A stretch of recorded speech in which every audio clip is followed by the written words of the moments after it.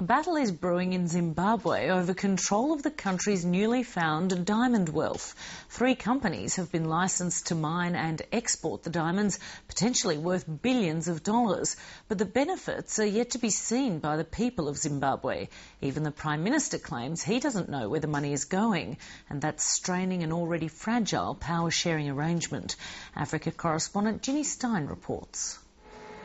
Once tarnished as blood diamonds, Zimbabwe's gems have been cleared for sale. They've all started auctioning.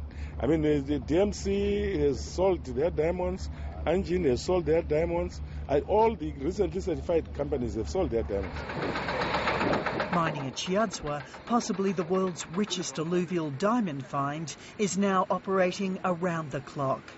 Zimbabwe's diamonds will be $1 billion industry. There's no question about it. The finds at Chiadzwa are amazing and unbelievable finds by any standard. While the Peak Diamond Body may have approved their sale, no one is quite sure just who's profiting, let alone the country's Prime Minister. The amount of activity there is quite extensive, but what we show for it?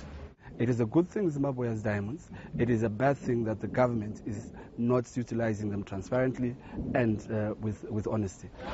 In Matari, the capital of what's now become known as the Diamond Province of Zimbabwe, revenues from the mines are being closely watched. With little transparency to date, just who is profiting remains the key question.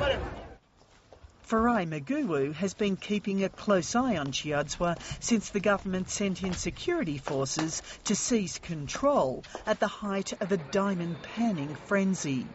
He spent time in jail for speaking out about human rights abuses at the diamond fields.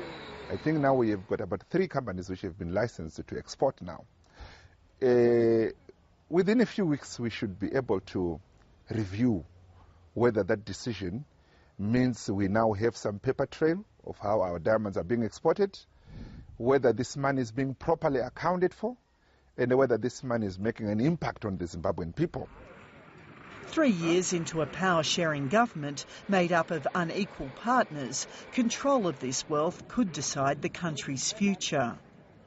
With President Robert Mugabe, one of the world's longest-serving leaders, seeking re-election, there are fears that the country's new riches will fund campaigns and even renewed violence. Finance Minister Tendai Biti belongs to Prime Minister Tshengurai's party. There is no transparency at the present moment. There are Chinese that are there, there are Lebanese that are there. No one is sure of what is happening vis-à-vis the revenue transmission. They are Zimbabwean assets and they have to benefit the Zimbabwean people. So far, they are not benefiting the Zimbabwean people. How much is it actually costing Zimbabwe, the leakage from the mines? Do you have a figure? It's costing Zimbabwe, yes. I can't give you, privileged information on the figures that I have. But the fact of the matter is that there's a gap. But is it 1 million? Is it $1 billion? I can't give you privileged information. Yes, the figure is close to billions.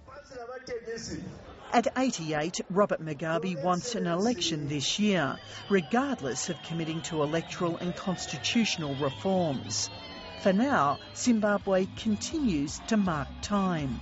While he is there, you can pretty well write down exactly what's going to happen tomorrow, and as long as he's there, I could still write down today what's going to be happening in a year's time if he's still there. Which is? Nothing.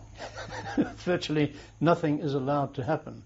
Again, because they are fearful of the possibility that other people's success will diminish their authority.